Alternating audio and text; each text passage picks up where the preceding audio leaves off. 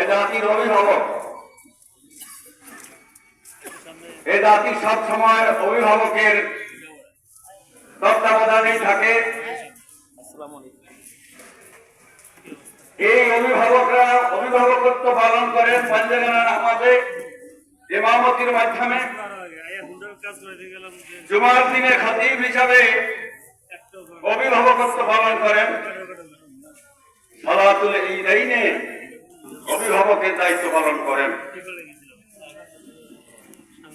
এবং সর্বোপরি মক্কা মদিনায় হজ এবং উমরাতে যারা অভিভাবকের দায়িত্ব পালন করেন তারাও যুগ শ্রেষ্ঠ আলেম উলামা। সম্মানিত ওলামায়ে কেরাম, আপনাদের আমাদের সকলেরই জানা বিগত 15টা বছর ফ্যাসিস্ট সরকারের নির্যাতনে, এই নির্যাতনের সবচেয়ে বেশি শিকার হয়েছে ওলামায়ে কেরাম। অনেকেই জেলখানায় মৃত্যুবরণ করেছেন, অনেকের ফাঁসি হয়ে গেছে, অনেকে পঙ্গুত্ব বরণ করেছে, মানবতার জীবন যাপন করছে। এটা বিজয়ের পদধ্বনি। আল্লাহ রাসূলের জীবন যদি আমরা পর্যালোচনা করি তাহলে দেখি সাহাবায়ে কেরামের উপরে জুলুম নির্যাতন তত বেশি হয়েছে, ইসলামের বিজয় তত বেশি ত্বরান্বিত হয়েছে।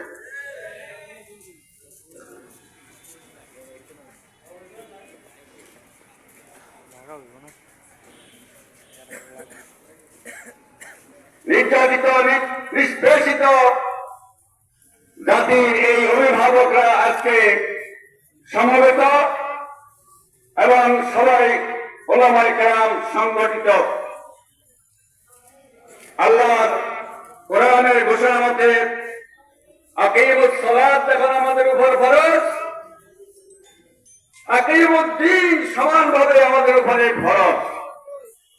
এই ফরজকে সামনে রেখে বাংলাদেশে ইসলামী হুকুমত তথা কোরআনের রাজ প্রতিষ্ঠার অগ্রণী ভূমিকা রাখবেন ওলামায়ে কেরাম।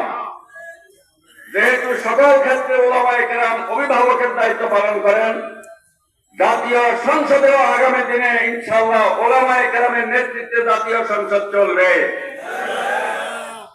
কোরআনের সংবিধান দিয়ে আগামী বাংলাদেশ চলবে। এই ব্যাপারে ওলামায়ে কেরামকে একটু গাধা দিয়ে আগের চাইতে একটু তৎপরতা দেখিয়ে ইসলামী শাসন ব্যবস্থার পথকে পরিষ্কার এবং অগ্রবর্তী স্থানে নিয়ে যাওয়ার জন্য ওলামায়ে কেরামকে ভূমিকা পালন করতে হবে। আজকে আমাদের কিসমত আল্লাহ তাআলা আমাদের জন্য বন্ধ করে রেখেছেন, কিন্তু আল্লাহ তাআলা আমাদের জন্য কিসমতের দরজা খুলে দেওয়ার কথা কোরআনুল কারীমে ঘোষণা করেছেন। আল্লাহ তাআলা যথার্থই বলেছেন, ওয়ালা আন্না আহলুল কুরআ আমানু ওয়াত্তাকাউ লাফাতাহনা আলাইহিম বারাকাতিন মিনাস সামাওয়াতি ওয়াল আরদ। আল্লাহ তাআলা বলেছেন যে কোন ধরনের মানুষ যখন পূর্ণ মাত্রায় ঈমানদার হয় এবং নেতৃত্বের জায়গায় আসে, সেখানে আমার হুকুমত প্রতিষ্ঠিত হলে আমি আসমান এবং জমিনের সব রহমতের বরকতের দরজাগুলো তাদের জন্য খুলে দেব। সুতরাং আল্লাহর রহমত এবং বরকতের দরজাগুলি এখনো বন্ধ আছে। আল্লাহর রহমত এবং বরকতের দরজা খুলতে হলে বাংলাদেশের সংবিধান হতে হবে আল কোরআন, বাংলাদেশের সংসদ হবে আল কোরআনের সংসদ। তাহলে পরেই আল্লাহ রাব্বুল আলামিন আমাদের জন্য সেই কাঙ্ক্ষিত রহমত এবং বরকত আমাদের জন্য আল্লাহ তাআলা দুয়ার খুলে দিবেন।